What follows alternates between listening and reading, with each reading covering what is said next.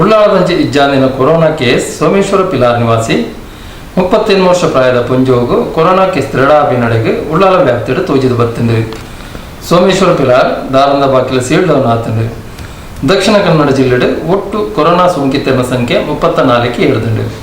ಇಂದಟ್ಟು ಬೋಳೂರು ನಿವಾಸಿ 58 ವರ್ಷ ಪ್ರಾಯದ ಪುಂಜವು ತೀವ್ರ ಮೆದುಳು ಸೋಂಕಿತ್ತಿನವರೆಗೆ ಕೊರೋನಾ ತಗಲದು ಬುಧವಾರ ಮಧ್ಯಾಹ್ನ ಮರಣಪಡುತ್ತೇವೆ. ದಕ್ಷಿಣ ಕನ್ನಡ ಜಿಲ್ಲೆಡು ಕೊರೋನಾ ಸೋಂಕಿತರ ಸಂಖ್ಯೆ 41 ಹೆಚ್ಚಾತಂಡು. ಕುಡ್ಲ ವಿಧಾನಸಭಾ ಕ್ಷೇತ್ರದ ಉಳ್ಳಾಳ ಕೈತಲ್ದ ಸೋಮೇಶ್ವರ ಪುರಸಭಾ ವ್ಯಾಪ್ತಿದ ಪಿಲಾರ್ ದಾರನ ಬಾಕಿಲ್ದ 38 ವರ್ಷ ಪ್ರಾಯದ ಪುಂಜೋಗು ಕೊರೋನಾ ಸೋಂಕು ದೃಢ ಆತಂಡು. ಇಂಬೆರೆಗು ಫಸ್ಟ್ ನ್ಯೂರೋ ಸಂಪರ್ಕಡು ಕೊರೋನಾ ಪರಡದಂಡು. ಪಿಲಾರ್ ದಾರಂದ ಬಾಕಿಲ್ ಪರಿಸರ ಸೀಲ್ ಡೌನ್ ಆತಂಡು.